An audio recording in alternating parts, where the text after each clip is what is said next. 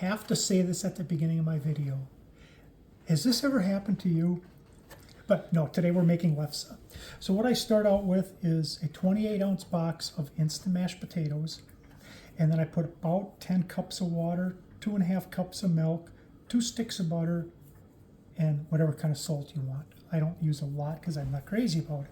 And you end up with potatoes that are, well, I'm going to back up a little bit. After you cook them, whatever you want to call it, I stir them and let them cool in a bowl and put them in the fridge overnight with the loose cover on because you don't want them wet. You want them dry like this. I do anyway, but that's what I found works the best. Drier potato, the less flour you have to add. So in a 28-ounce box, I don't know what this is, so I use about 6 cups of flour. And here's my measuring cup. 1, 2, 3, 4, and because I don't have quite a lot, we'll do 5. Want to do 6, do 6. Want to do 4, do 4. The only thing is, once you're rolling them, if you have a little too sticky a dough now, you'll just add more flour when you're rolling.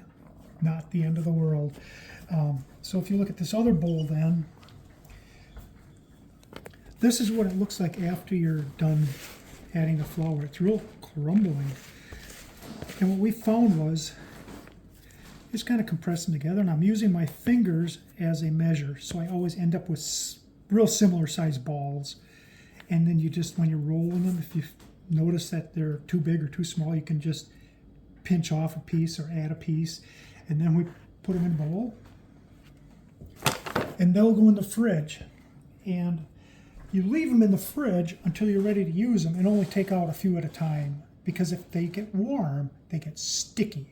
And then you have to add a lot of flour, and then they end up tasting more like tortillas, flour tortillas, than they do lefse.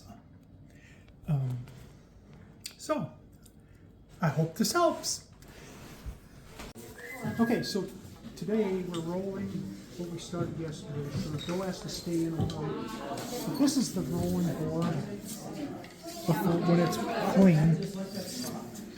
This is one that we've already been using. If you can see the lettering through the flour, put more flour on it.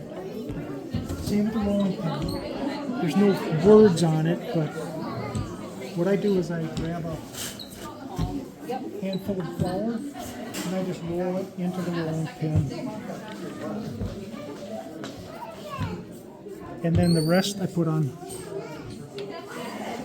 It doesn't have to be pretty. It rolls out as you're rolling the lefse, so you don't have to worry too much about that. After the flour, reach in, grab one of the balls we made last night. Keep them in a cooler so they're cool. Otherwise, once they warm up, they get sticky. And then I just kind of roll it flat. And then start rolling. And I put pretty good pressure on mine. I can usually roll and keep up with 2 griddles if somebody else is flipping them for me. And I just keep rolling in both directions, all directions, to keep it relatively round. It's not an exact science, you just...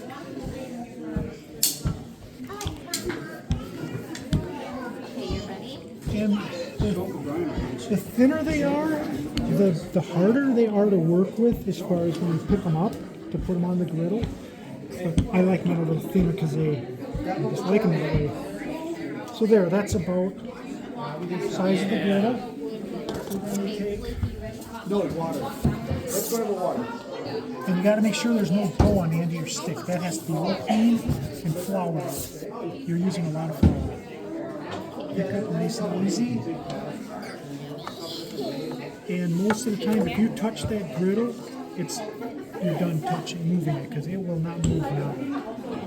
And then you let it sit like this. This is on about 450-ish, 475. This one, it's down to about 425. So something different than the one that's just hotter than the other. So, And then it cooks. It cooks until it's